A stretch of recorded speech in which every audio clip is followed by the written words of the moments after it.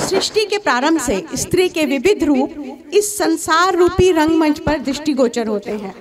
स्त्री को भारतीय संस्कृति में पूजनीय माना गया और यदि समाज शास्त्र का अध्ययन करें तो देखेंगे कि जब परिवार की संकल्पना ने मानव समाज में साकार रूप धारण किया तब मातृसत्तात्मक परिवार होते थे, यानी माता परिवार की मुखिया और संचालक होती थी। आज परिवार का स्वरूप चाहे जो भी हो, किंतु परिवार की रीढ़ तो आज भी स्त्री ही है।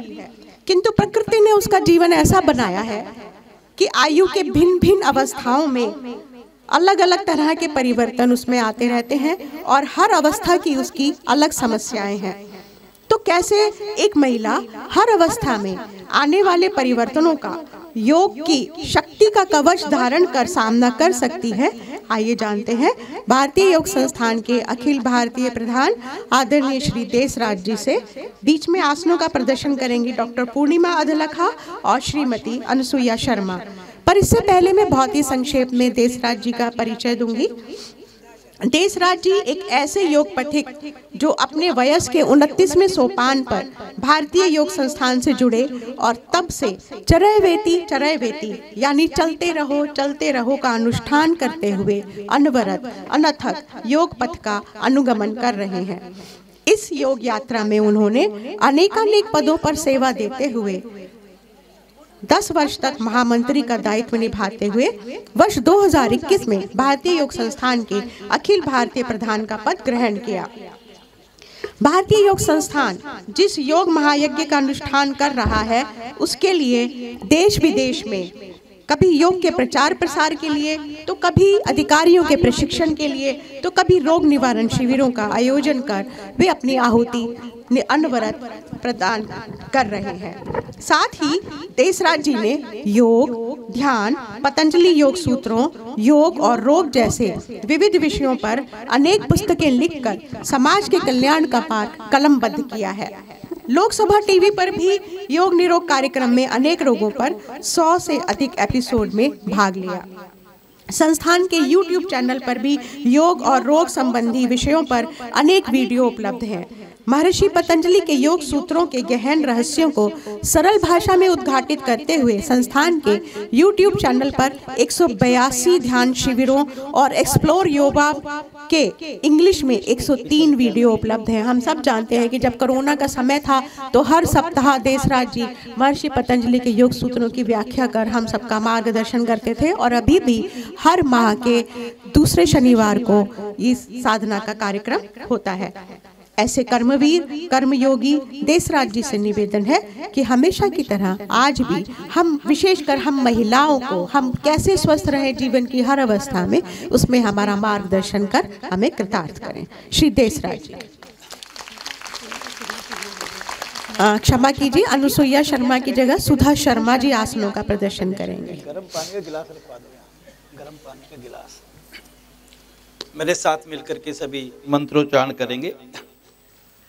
ओम सहना भवतु सहनो भुनक्तु सह वीर्यं करवावहै तेजस्विनावधीतमस्तु मा विद्विषावहै। ओम शांति शांति शांति।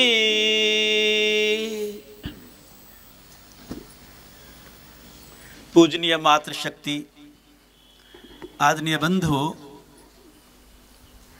भारतीय योग संस्थान के इस पवित्र प्रांगण में आज के इस दिव्य आयोजन की आपको बहुत बहुत बधाई।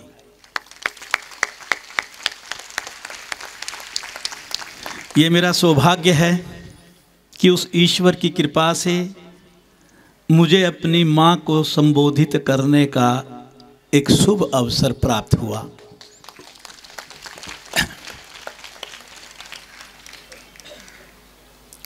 माँ शब्द में एक आकर्षण है, एक मिठास है। आज आप सभी जाते समय रंगोली देख करके जाना। जब वो रंगोली बन रही थी तो मैंने उस समय दक्षा जी को कहा कि इसमें एक शब्द जरूर लिख दो। क्या था दक्षा जी? माँ, क्योंकि इससे ये रंगोली पूरी होगी, क्योंकि आज का दिन मेरी माँ का दिन है।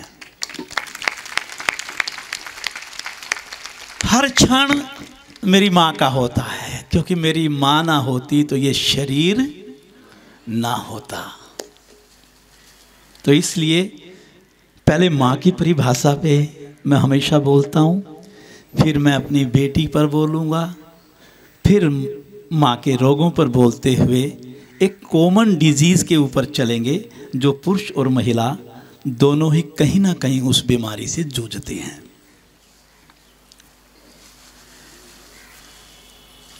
प्रभु ने जब ये सृष्टि बनाई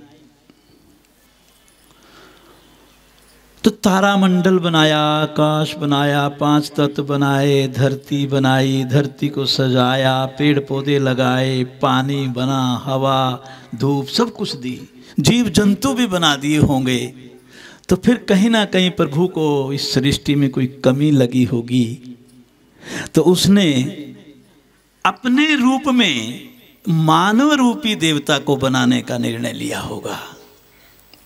और जब इस इंसान की रचना करने का भाव मेरे प्रभु के मन में आया तो मेरे प्रभु ने इस सृष्टि की वास्तव में सच्ची रचना करने के लिए मेरी माँ के शरीर को विशेष रूप से उपयोगी बनाया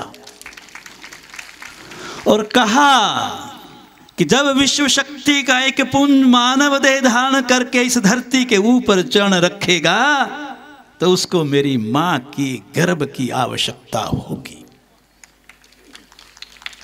जब मानव रूप धारण करके अपना चरण पहला कदम इस धरती पर रखेगा तो उसका घर मेरी माँ का गर्भ होगा। और जब यह नियम बनाया तो प्रभु ने यह नियम इतना पक्का कर दिया कि भगवान को भी अगर मानव रूप में अवतार लेना पड़े तो वह भी इस नियम की अवहेलना नहीं कर सकता। और इसका सीधा अर्थ कुछ निकलता है तो वो ये निकलता है कि मेरी माँ के अंदर वो शक्ति है जो भगवान को भी जन्म दे सकती है। मेरी माँ है जो उस प्रभु को आलिंगन में खिला सकती है। मेरी माँ है जो स्तन पान कर दुग्ध रस पान करवाते हुए अपने प्रभु के साथ भी स्नेह बांट सकती है। और मेरे प्रभु ने भी मेरी माँ को सारी शक्तियां दी। मेरी माँ को विष्णु की शक्ति दी, वो पालनहार के रूप में मेरे साथ आई, अपने गर्भ में 9 महीने मुझे पाला, बाद में दुग्ध रस पान के माध्यम से पाला। मेरे भगवान ने, मेरे प्रभु ने मेरी माँ को दुर्गा का रूप दिया। मेरी माँ लक्ष्मी है, मेरी माँ ज्ञान की देवी है, मेरी माँ सरस्वती है। मेरी माँ वह है जो जब मेरा जन्म हुआ तो प्रसव पीड़ा मेरी माँ ने सहन की। रात को जब मैं जागता था तो मेरी माँ मुझे सुला देती थी और बदले में, बोलो ऊंचा बोलो, आज का दिन आपका है। दबा के तालियां बजानी है, दबा के कीर्तन करना है। अगर यहाँ से जाने के बाद आपको आज एक बोतल खून नहीं चढ़ा तो यहाँ आने का कोई फायदा नहीं हुआ। हाँ, अपनी शक्ति को पहचानना है हमें। आप सच मानो, माँ के बिना एक क्षण भी ये धरती टिक नहीं सकती। मेरी माँ में इतनी शक्ति है।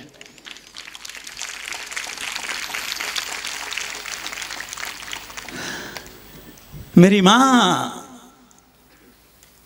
मुझे सूखे में सुलाती थी और स्वयं गीले में सोती थी। मेरी माँ त्याग की देवी है, पूरे परिवार को भोजन करा करके स्वयं सबसे बाद में भोजन करती है।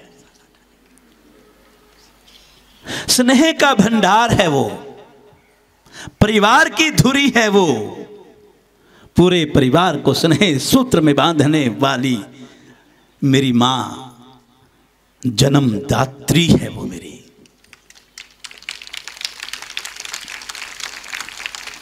तो मेरी माँ का स्वस्थ रहना तो जरूरी है। आप सच मानिए, ये विचार मन में आज से 15-16 वर्ष पूर्व आया, और उस समय ये विचार आया कि भारत जैसे देश में जहां संस्कृति और सभ्यता विश्व में सबसे उच्च स्तर पर होती है, तो मां अपने कष्टों और दुखों को कई बार परिवार के भीतर भी शेयर नहीं करती। तो मां को मां के रोगों से संबंधित जागरूकता, इस ऐसे माहौल बना करके ऐसी जागरूकता लाई जाए कि मां अपने छोटे छोटे रोगों के बारे में जानकारी हासिल करके डॉक्टरों और दवाइयों के चक्कर से बच करके एक स्वस्थ जीवन जी सके। और 15 वर्ष, लगभग 15, 16, 17 वर्ष हो गए होंगे ये कार्यक्रम लेने शुरू किए, और बाद में भारतीय योग संस्थान की कृपा से प्रांतों में जाने का अवसर मिला। पूरे भारतवर्ष में कोई प्रांत शायद ही शेष बचाओ जहां जाकर के इसी प्रकार माताओं के कार्यक्रम नहीं लिए गए, और जो बोला गया उसे लेखनीबद्ध करके उसे एक पुस्तक का नाम दे दिया गया, महिला रोग और योग, जिसमें लगभग 32 से 35 बीमारियां माताओं की, उसके बारे में सुंदर छोटे छोटे टिप्स और प्राकृतिक चिकित्सा और आपके योग की क्रियाओं के बारे में बतला करके कैसे हम बड़ी से बड़ी बीमारी से बच सकते हैं।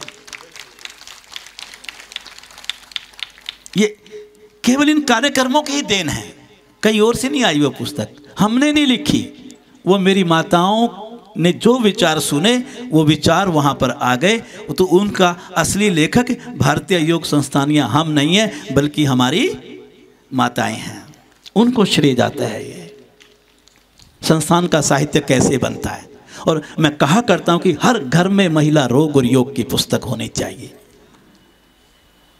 हर घर में होनी चाहिए। बेटी जब ससुराल जाए तो उसको आप दहेज दो या ना दो, लेकिन ऐसा साहित्य अवश्य दे दो।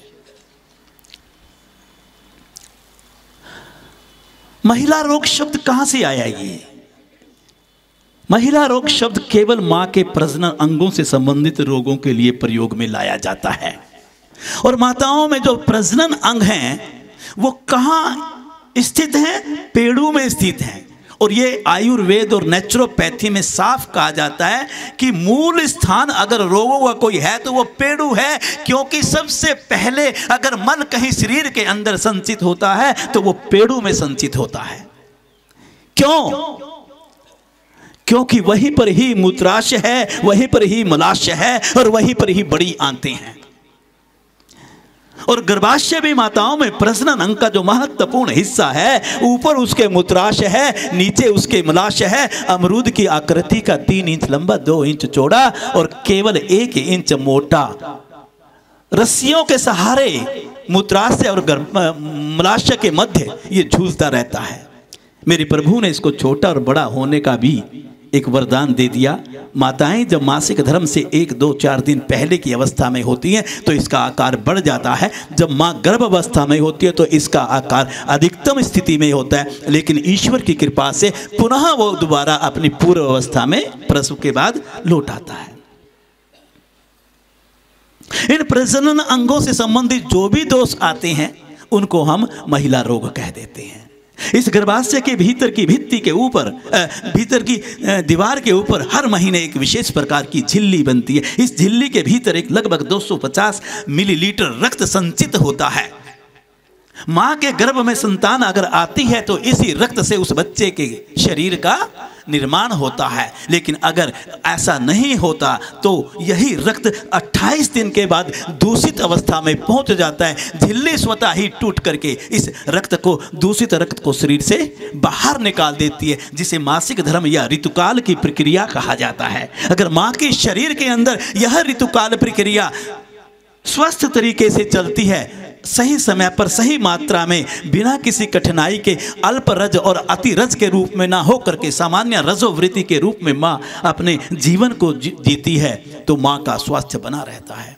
जब मेरी बेटी इस अवस्था में पहली बार आती है, टीन एज में प्रवेश करने के बाद, उसके 33 वर्ष तक ये प्रक्रिया चलती है। उसके बाद माँ रजोनिवृत्ति में चली जाती है। इससे संबंधित माँ को कहीं ना कहीं जीवन में विभिन्न प्रकार की कठिनाइयाँ आती हैं, चाहे वो अल्परज हो, चाहे वो अतिरज हो, चाहे वो रजोरोध हो, चाहे वो अनियमित रज हो, चाहे वो कष्टरज हो। उसमें से मैं केवल एक समस्या को आज पकड़ूंगा, उसके बाद मुझे आगे चलना है। उसको दो चीज़ों में मिक्स कर सकते हैं हम, अल्परज और कष्टरज। ऐसा क्यों? क्योंकि ये मेरी बेटी की ओर इशारा होगा। बेटियां ऐसे कार्यक्रमों में कम आती हैं, लेकिन मेरा मानना ये है कि बेटियां आए ना आए, लेकिन मेरी माँ तो आएगी ना। मेरी माँ को शिक्षित करके, और मेरे हिंदुस्तानी समाज में तो माँ ही बेटी की पहली शिक्षक है। अगर उसके शरीर में कभी तकलीफ आएगी तो हमारे देश की संस्कृति और सभ्यता साफ इशारा करती है कि वो अपने कष्ट को लेकर के सबसे पहले कहीं जाएगी तो कहाँ जाएगी? माँ के पास। अगर माँ शिक्षित होगी तो बेटी स्वतः ही उस बात को जान जाएगी। तो इतने परिवारों में अगर वो शिक्षा चली जाएगी तो भारतीय योग संस्थान अपने लक्ष्य प्राप्ति की ओर बढ़ जाएगा।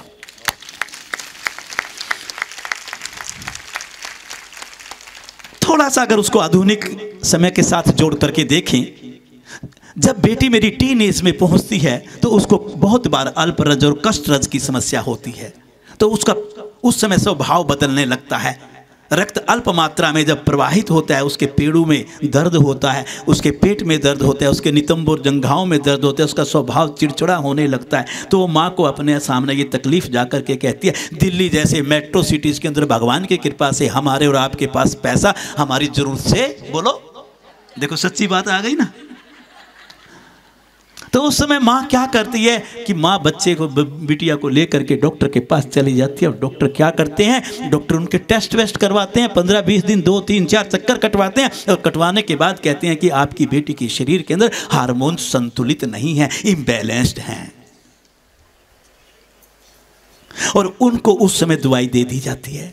बेटी जैसी दवाई लेती है तो उसका स्वभाव ठीक होने लगता है, उसके मासिक धर्म ठीक होने लगता है, उसका पढ़ाई में मन लगने लगता है, उसकी ट्यूशन की छुट्टी नहीं होती, वो स्कूल जाना शुरू कर देती है। अब उसको उस दवाई का पता चल जाता है, उस दवाई को वो अपने बैग में रखना शुरू कर देती है। हमारे यहाँ केमिस्ट दवाई बिना प्रिस्क्रिप्शन के दे देते हैं, हिंदुस्तान है ये।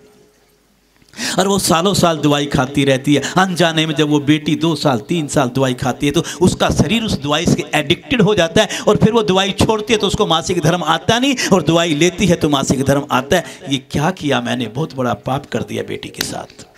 शादी के बाद ये अच्छा जीवन नहीं जी पाएगी, आपको पता है। इसके साइड इफेक्ट्स कौन भरेगा? कभी हमने सोचा ये छोटी सी बात थी। आप यकीन मानिए कि जब बेटी टीन एज में पहुंचती है और पहली बार मासिक धर्म की प्रक्रिया में आती है तो उसके शरीर में इस हार्मोन्स का असंतुलित होना सामान्य बात है।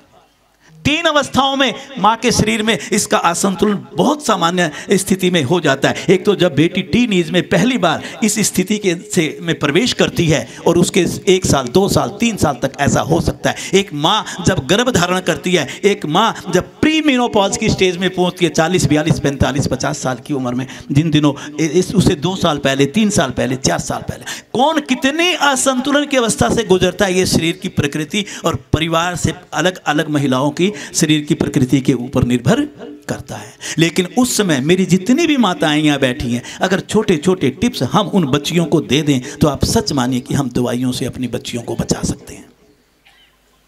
सबसे पहला सामान्य टिप है कि उनको गर्म पानी का टिप दे दीजिए। आप उनको कहिए कि बेटा जिस डेट में मासिक धर्म प्रारंभ होने वाला है उससे 4 या 5 दिन पहले से ही गर्म पानी पीना शुरू कर दो, और उस 5 दिनों के दौरान भी आप गर्म पानी पियो।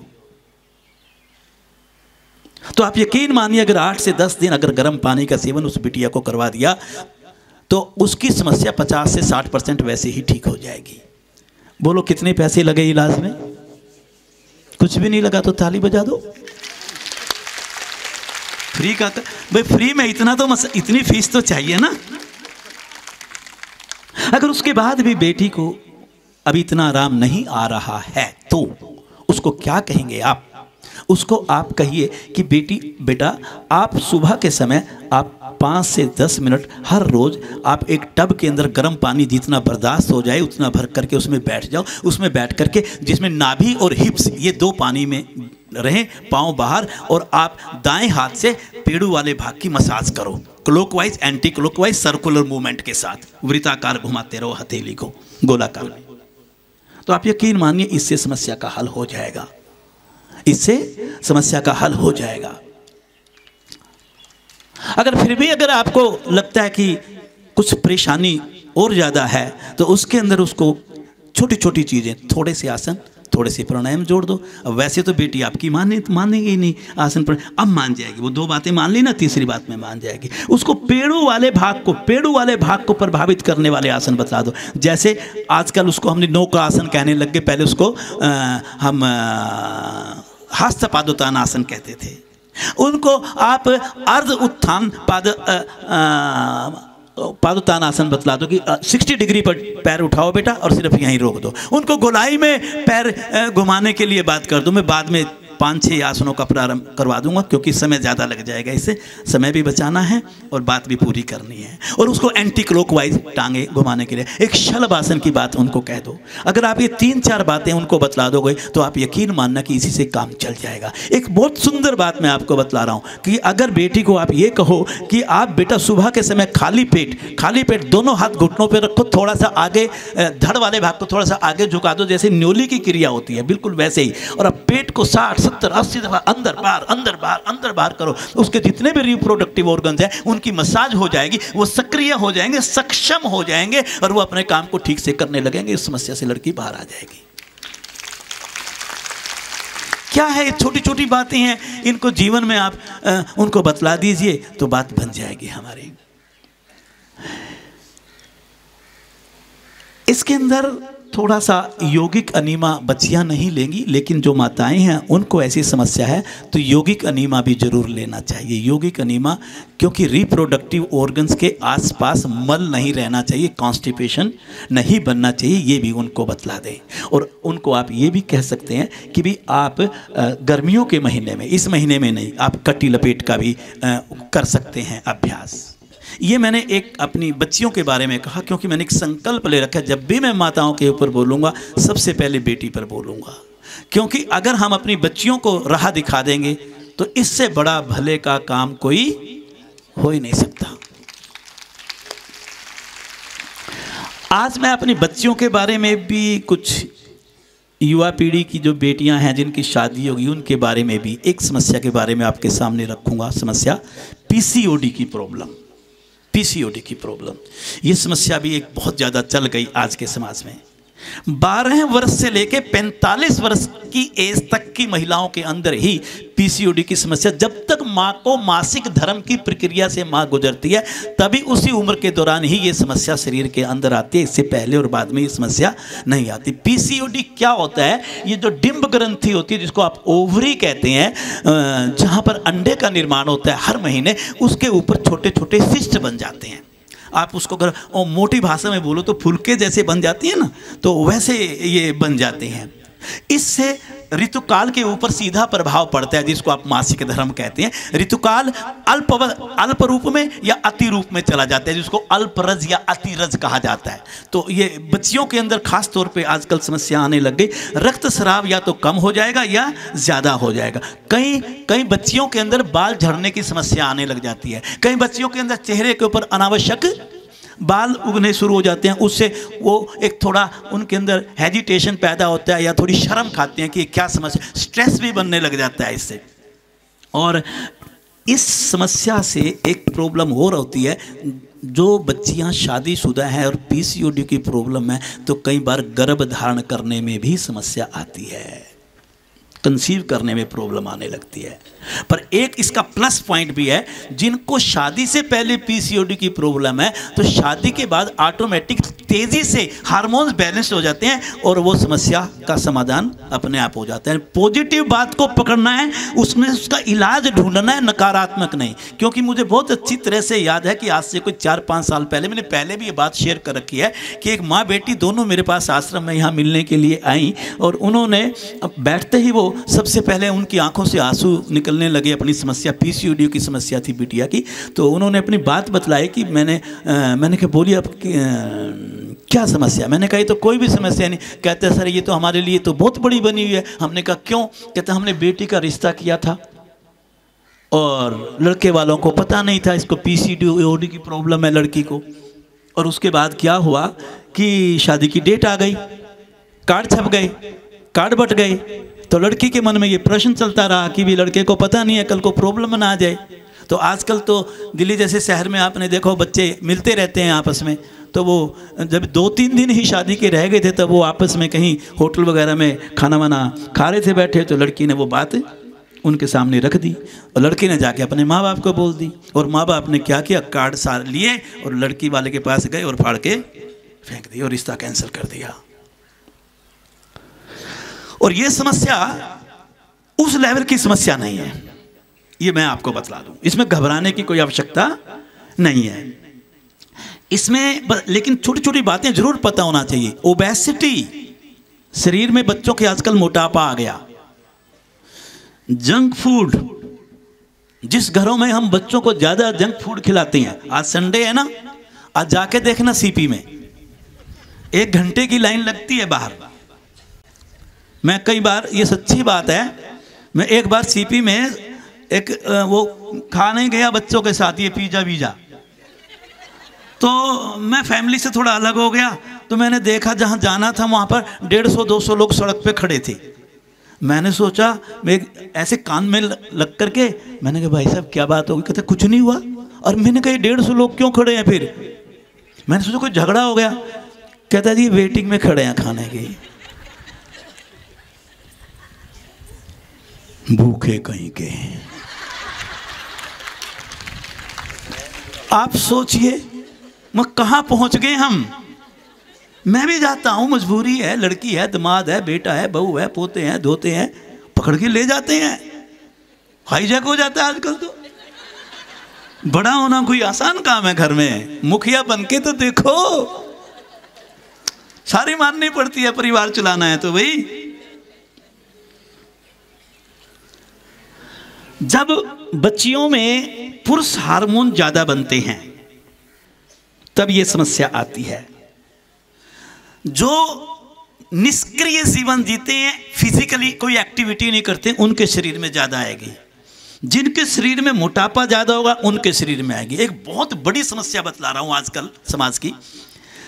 जो बच्चियां पढ़ाई करती हैं देर तक और फिर उसके बाद वो बहुत अच्छी जॉब में चली जाती हैं, और जॉब में जाने के बाद उनको पहले पढ़ाई का स्ट्रेस रहा और फिर जॉब का स्ट्रेस हो जाता है। ऐसे स्ट्रेस से ये समस्या आने की संभावना कई गुना बढ़ जाती है, आप ये समझ लें। तो अब हम तो सीधा इलाज पर आते हैं। समस्या तो आ गई, पर उसका इलाज कैसे हो? छोटी छोटी टिप्स दूंगा मैं। जिनके पास डायरी पेन है तो जरूर लिखें, दूसरों का भी भला करो, क्योंकि आज ये कार्यक्रम बहुत मेहनत से किया गया है। जो ये खड़े हुए हैं प्लीज़ पीछे बैठ जाएंगे तो मैं हाथ जोड़कर प्रार्थना कर सकता हूँ। पीछे हमारे कार्यकर्ता खड़े हो जाएं वहाँ पर, क्योंकि मैं भी तो तभी बोलूँगा जब सुनने वाले के चेहरे पर सुनने की भूख होगी। उस कॉर्नर पर कार्यकर्ता खड़े हो जाएं। कोई भी मुझे हमारा साधक खड़ा हुआ नजर नहीं आएगा। बहुत मेहनत से कार्यक्रम रखे जाते हैं, बहुत मेहनत से, आप सच मानो। हर कोई नहीं जानता इस बात को। ठंड हमारा कुछ बिगाड़ेगी क्या? कुछ नहीं बिगाड़ेगी। मन पूरा है ना सुनने का? पूरा है। उनको पहले गर्म ठंडा कटी स्नान करवाओ। अगर किसी को पीसीओडी की समस्या, 2 टब ले लो, एक में गर्म पानी और दूसरे में ठंडा पानी ले लो, और उनको बोलो कि भाई 2 मिनट या 3 मिनट के आसपास गर्म पानी के टब में बैठेंगे, उसका हाफ पीरियड 1.5 मिनट के आसपास ठंडे पानी में बैठो। ऐसे 6 राउंड लगा लो, लगभग 20 मिनट की क्रिया होगी ये। उसको आप ये करवाइए तो इससे बहुत ज़बरदस्त उसको फ़ायदा होगा। साथ के साथ एक प्राकृतिक चिकित्सा साथ में लागू कर दीजिए। उनको बोलिए कि 10-12 पत्ते नीम के, 2 से 3 काली मिर्च, 1 ग्राम लगभग सेंधा नमक कूट लो और सुबह के समय 1 गिलास गर्म पानी में, सादे पानी में शिकंजी जिसको कहते हैं, बना करके उसको पिला दो। और एक है हल्दी, आंवला और सहजन के पत्ते। आंवला कूटना है, सहजन के पत्ते सूखे हुए कूटने हैं और हल्दी तो कुटी घरों में होती है, आधा आधा चम्मच से भी थोड़ा कम में समझ लो आप, और लगभग 2 कप पानी के अंदर 2.5 कप पानी के अंदर पका लें।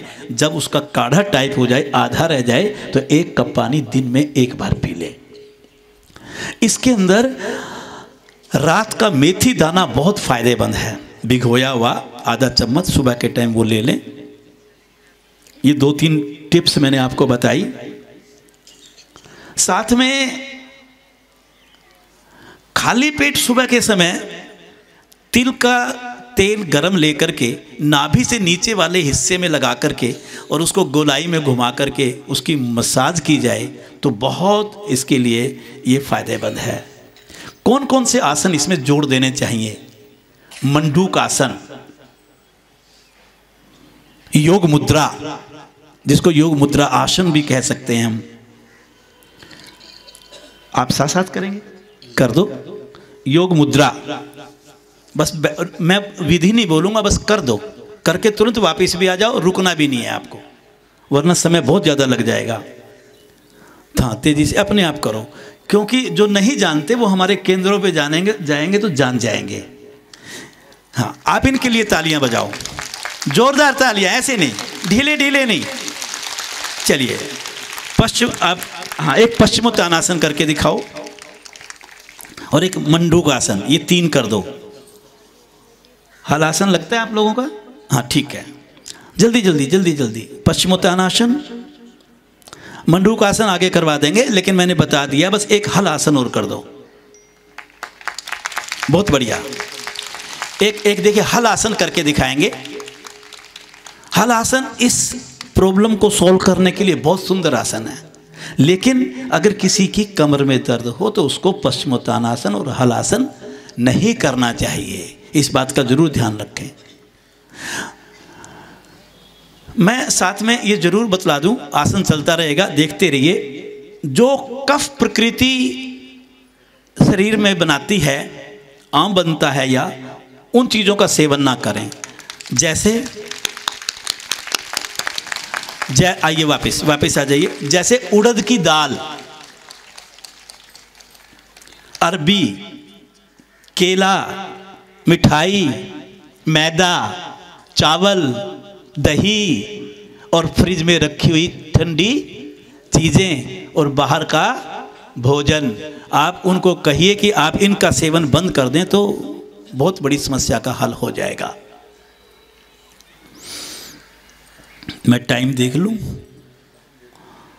हाँ, कोई बात नहीं। बस केवल ये बता दें आप, मुझे एक प्रॉब्लम बतलानी है आपको, या तो ऑस्टियोपोरोसिस के ऊपर सुनो, हड्डियों का रोग, या विटामिन डी, वो भी हड्डियों से समझ, ऑस्टियोपोरोसिस का। कोई बात नहीं, ऑस्टियोपोरोसिस, हाँ जिसकी जो प्रॉब्लम होगी वो तो वही चाहेगा। कोई बात नहीं, विटामिन डी के ऊपर हम एक फिर बड़ा प्रोग्राम ऑनलाइन ले लेंगे, घर बैठे सुन लेना, में वो बहुत बढ़िया हो जाएगा, वहीं पहुंच जाएंगे आपके घर पे। यही सुनेंगे। शॉर्ट में बतला दूं? हाँ चलिए कोई बात नहीं, मैं शॉर्ट में बतलाता हूँ, आपका मन रखने के लिए बतलाता हूँ। विटामिन डी हमारे शरीर की ग्रोथ के लिए बड़ा जरूरी है। ये विटामिन डी हमारे मसल्स के मेटाबॉलिज्म के लिए बहुत जरूरी है। ये विटामिन डी मेरे हृदय की फंक्शनिंग के लिए बहुत जरूरी है। विटामिन डी मेरे रेस्पिरेटरी सिस्टम के लिए बहुत जरूरी है। विटामिन डी मेरी त्वचा के रंग के लिए बहुत जरूरी है। विटामिन डी शरीर के भीतर कैल्शियम और फास्फोरस को एब्जॉर्ब करने के लिए बहुत जरूरी है। विटामिन डी मेरी बॉडी के अंदर मैग्नीशियम का उपयोग ठीक करता है। अगर मैग्नीशियम बॉडी में सही यूज नहीं हो पाता, सही उपयोग नहीं होता, तो माताओं के अंदर, क्योंकि माताओं का आज ज़्यादा दिन है, तो एक फैलोपियन ट्यूब होती है जो कि डिम्ब ग्रंथि से यूट्रस तक जाती है, वो सिकुड़ जाती है, और जिनकी ये प्रॉब्लम हो जाती है तो वो कंसीव करने की प्रॉब्लम या इनफर्टिलिटी की प्रॉब्लम आ जाती है। उसे केवल विटामिन डी इसका कारण बन सकता है। आप देखिए, तो विटामिन डी का रोल हमारे बॉडी के अंदर कितना है इसकी इंपॉर्टेंस आप ये समझ सकते हैं। विटामिन डी की कमी का कारण क्या है? कारण से तो निवारण निकलेगा, बता दूं, पैसा। बतला रहा हूं, सुनो।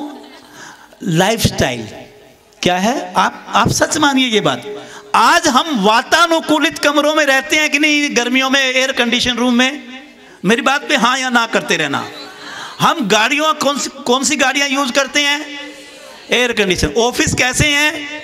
होटल में खाना खाओगे तो कैसे हैं? जो 24 घंटे एयर कंडीशन के अंदर रहना शुरू कर देते हैं, उन शरीरों के अंदर विटामिन डी की कमी होना लाजमी हो जाता है। ये बात समझ लेना आप, क्योंकि विटामिन डी का अगर कोई भी प्राकृतिक स्रोत सबसे बड़ा धरती के ऊपर है तो वो है इस त्वचा का धूप के अंदर सीधा एक्सपोज कर देना। हमारी इस त्वचा के नीचे एक विशेष प्रकार की वसा ग्रंथियां होती हैं। बोलिए क्या होता है? फैट्स ग्लैंड्स होती हैं। जब वो हमारी वसा ग्रंथियां इस धूप की किरणों के संपर्क में आती हैं तो उस समय वो वसा के साथ मिलकर के ये किरणें हमारे शरीर में विटामिन डी का निर्माण करने लगती हैं। और विटामिन डी वसा के अंदर घुलनशील होता है, वहां से वो रक्त प्रवाह प्रणाली के माध्यम से हमारी रक्त वहिकाओं से बहता हुआ जब शरीर के अंदर पहुंचता है तो भोजन के अंदर से जो कैल्शियम है उसको एब्जॉर्ब करके वो हड्डियों को पहुंचाता है, जिससे आपकी हड्डियां स्वस्थ रहती हैं और आपको ऑस्टियोपोरोसिस की प्रॉब्लम नहीं होती। जोड़ दिया उसके साथ। ये सच्चाई है, बिल्कुल साइंटिफिक है। ये डॉक्टर तो नहीं है हम, पर डॉक्टर से कम नहीं, ये बढ़िया है ना।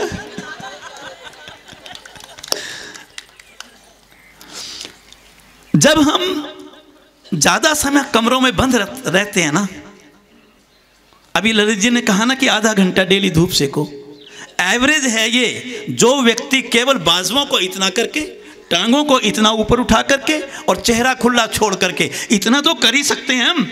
अगर 20 से 25 मिनट प्रतिदिन धूप ले लें। धूप कब लेनी चाहिए? इस मौसम में आप जिस टाइम मर्जी ले लो, क्योंकि सूरज आपके सर के ऊपर नहीं आता। स्लांटिंग रेज होती है। स्लांटिंग रेज जो होती है ना, वो विटामिन डी के निर्माण में सबसे बेस्ट रेज कहलाती हैं। और ठीक उसी तरह से गर्मियों के अंदर सुबह के समय सूरज सामने से निकलता है, जब ऐसी किरणें आती हैं 7, 7:30, 8 बजे तक, 9 बजे तक आप ये काम कर लो। लेकिन आप ये मत सोचो अब गर्मी है तो अब सनरेज नहीं लेनी। 12 महीने इस शरीर को जब आप एक्सपोज करते रहोगे तो ये समस्या आपकी ठीक हो जाएगी। मैं आपको एक सुंदर बात, एक जिन लोगों की मांसपेशियां कमज़ोर हो जाती हैं उन लोगों को भी विटामिन डी की समस्या आती है। जिनका शरीर पतला होता है उनको भी विटामिन डी की समस्या थोड़ी आती है। तो आप उसके लिए करें तो क्या करें? विटामिन डी अगर ठीक होगा तो हड्डियां ठीक होंगी, हड्डियां ठीक होंगी तो बोन मैरो ठीक होगा, बोन मैरो ठीक होगा तो आरबीसी और डब्ल्यूबीसी ठीक होंगे, आरबीसी और डब्ल्यूबीसी ठीक होंगे तो आपकी प्रतिरोधक शक्ति ठीक होगी। आपकी प्रतिरोधक शक्ति ठीक होगी तो आप बीमार ही नहीं होंगे। आप बीमार ही नहीं होंगे। आप देखो कितनी जबरदस्त है। अब जब आप धूप सेकते हैं ना, आपको धूप के पीछे पड़ा हूं मैं आज। जब आप धूप सेकते हैं ना तो आप सच मानिए उस समय आपके शरीर में कई तरह के अच्छे हार्मोन्स बनने लग जाते हैं। मेलानिन जो कि हमारी त्वचा को ठीक करता है, सेरोटोनिन जो कि हमारे मूड को ठीक करता है, हमारी भूख को ठीक करता है, हमारे मन की स्थिति को ठीक करता है। विटामिन डी को इसके अलावा और कहां से लें? धूप की तो मैंने आपको बतला दी, धूप, लेकिन सेकने का तरीका क्या है? अगर संभव हो तो आप तिल के तेल की सर्दियों में मालिश करने के बाद धूप सेको। 10 मिनट आप सीधे लेट के, 10 मिनट आप उल्टे लेट जाओ और आप करवट के बल भी धूप को सेको। चटाई के ऊपर लेट करके देखिए आपको कितना जबरदस्त विटामिन डी की डेफिशिएंसी है। मैं वो तो बतला ही नहीं सकता भी आप विटामिन डी के टैबलेट खा लो, वो तो आप अपने एमबीबीएस एमडी डॉक्टर के पास जाना, वो तो मेरा काम नहीं है आपको बताना। इसके अलावा एक मशरूम की सब्जी आप जानते होंगे, वो बहुत फायदेमंद है।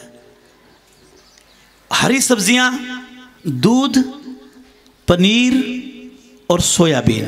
पनीर, सोयाबीन तो कैल्शियम के लिए हो गया, पनीर, दूध और पनीर, इसका सेवन बढ़ा दो आप। और हम तो योग के आदमी हैं, योग की बात आपको, योग का क्या रिश्ता है विटामिन डी से? प्रोग्राम तो योग वालों का है ये, आप तो दूसरी बातें बतलाए जा रहे हो। आओ बतलाओ इस बात का मतलब। जब आप सुबह आसन करते हो खींच खींच करके, तो आपकी मांसपेशियों का मेटाबॉलिज्म बढ़िया हो जाता है। जिस शरीर की मांसपेशियों का मेटाबॉलिज्म बढ़िया होगा, उसमें कभी विटामिन डी की कमी नहीं होगी, वो जल्दी से विटामिन डी का निर्माण कर लेंगे। ये पक्की बात है। जैसे आप आसन प्राणायाम करेंगे, आपका जो ना चयापचय बढ़िया बन जाएगा, आपके ऑर्गन्स अच्छे होंगे। जब आपकी बॉडी स्वस्थ होगी तो स्वस्थ बॉडी अपनी जरूरत को स्वतः ही पूरा कर लिया करती है। इस बात को ध्यान रखना। चलो इतना बहुत हो गया विटामिन डी वालों। हाँ चलिए ठीक है, मैं ज़्यादा टाइम नहीं लूँगा। जितने बजे तक कार्यक्रम चलना चाहिए आप मुझ पर भरोसा करो, मैं उससे पहले छोड़ूंगा। बस मेरी बात को सुनो। अगर ठंड हो जाएगी तो उसका मुकाबला करेंगे। हमारे फौजी -20 डिग्री में हमारी सुरक्षा करते हैं चीन वालों से, है कि नहीं? तो हम यहाँ पर मुकाबला नहीं कर सकते अच्छी चीज़ को पाने के लिए।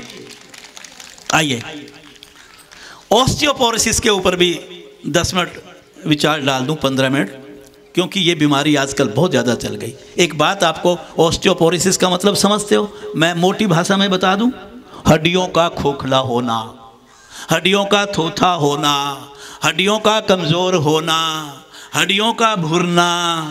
जरा सी ठोकर लगी नहीं और हड्डी टूट गई, बाल्टी पानी की उठाई तो भी फ्रैक्चर हो गया। इतनी खोखली हो जाती हैं। और इसके अंदर एक खास बात मैं बतला दूं, महिलाओं में पुरुषों से 4 गुना ज़्यादा रोग होता है। ये अंदाजन 3 से 4 गुना ज़्यादा। अगर 10 में पुरुष 1 मिलेगा तो महिलाएं 3 से 4 मिलेंगी। इसका मतलब समझोगे? कारण पता है आपको? मैं बताता हूं। रजोनिवृत्ति। माताएं जब तक रजोवृत्ति में होती हैं, जब तक मासिक धर्म की क्रिया चलती है, हमारे शरीर के अंदर कुछ ऐसे हार्मोन्स बनते हैं जो माताओं में उनकी हड्डियों की सुरक्षा प्रदान करते हैं। माताओं को जो मासिक धर्म की प्रक्रिया होती है, ये केवल बच्चा जन्मने के लिए नहीं होती, ये आपके स्वास्थ्य के लिए बहुत महत्वपूर्ण क्रिया है। आपके वो हार्मोन आपके शरीर में बहुत से अन्य ऐसे काम करते हैं, अगर आप उनको पता चल जाए आपको, तो आप मां बनने पर बहुत गर्व करेंगी। आपको 1-2 बातें बतला देता हूं, आपको अच्छा लगेगा। अच्छा, एक बात आपने कभी नोट की हो प्रैक्टिकल लाइफ में, 30, 35, 40, 50 साल की उम्र तक चांद जो है वो पुरुषों का निकलता है कि माताओं का निकलता है? ऊंचा बोलो। पुरुषों का। अब यहाँ जितने पुरुष बैठेंगे वो यहाँ हाथ लगा के देखें, सबका हिसाब किताब बराबर है, कितना भी योग करते हो, है कि नहीं?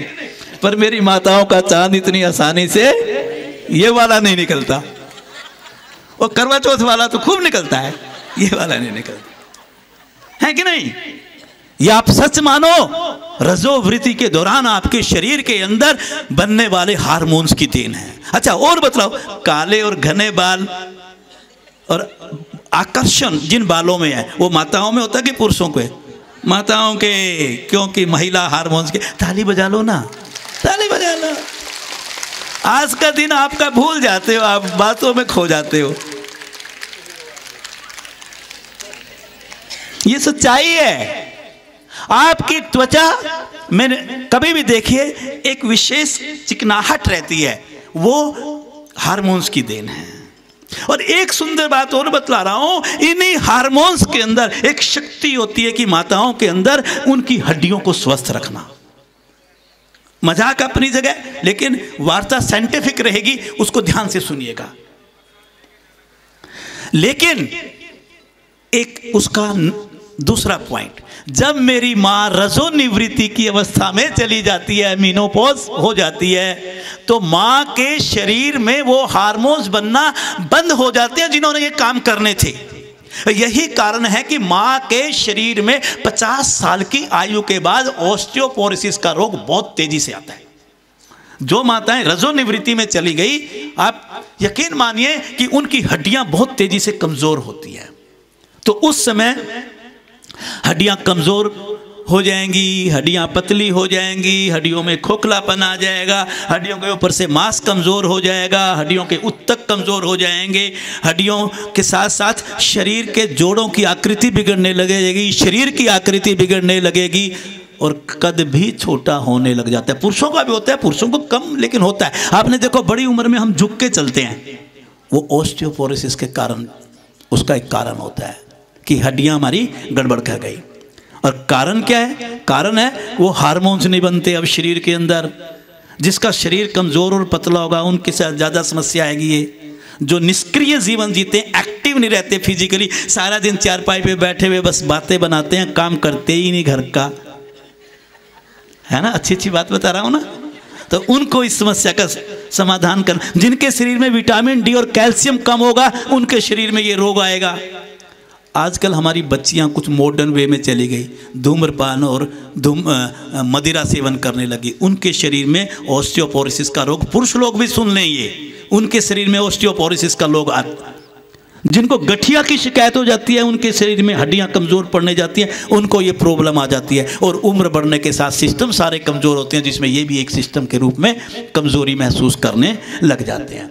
जो लोग ज़्यादा औषधियों का सेवन करते हैं उनके शरीर में भी ये काम आता है। आइए हम इलाज की तरफ चलते हैं।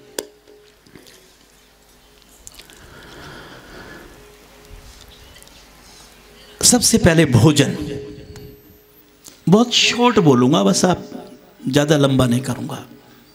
गाजर इस मौसम में खूब अवेलेबल होती है, चुकंदर, ब्रोकली, सलाद, हरी सब्जियों का सायंकालीन सूप। इस मौसम में सूप जितना प्रभावकारी है आपके शरीर में, एक दिन किसी चीज़ का बनाओ। माताएं आपके पास तो रेसिपी, आजकल तो गूगल देवता सब कुछ बताता है, यूट्यूब पे सब कुछ अवेलेबल है, वहाँ से देख लो। एक दिन घिया का सूप बनाओ, एक दिन टमाटो का सूप बनाओ, एक दिन क्लियर वेज सूप बनाओ, एक दिन मूंग की दाल का सूप बनाओ। आवाज़ ठीक करो भाई। ये अलग अलग सूप हर रोज घर वालों को भी दो, खुद भी सेवन करो। उसके अंदर काली मिर्च डालो, लाल मिर्च नहीं डालनी, हरी मिर्च भी मत डालो, काली मिर्च डालो।